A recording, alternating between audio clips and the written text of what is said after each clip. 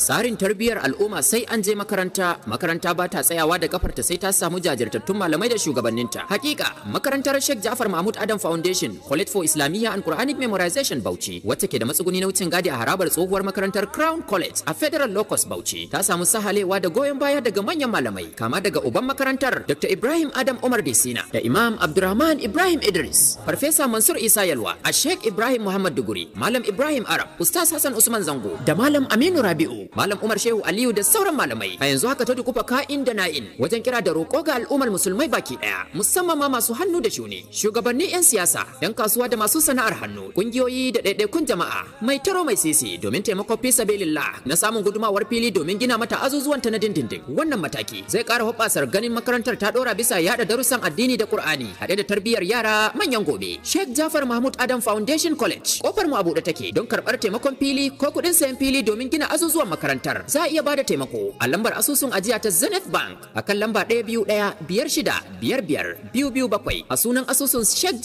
Mahmud Adam, ko a nemi ƙarin bayani a lambar waya 09039969764 ko 08060295102 ko 08023599272. Sheikh Mahmud Adam Foundation, College for Islamiyya and Quranic Memorization. Allah ya bada ikon taimakawa. Amin.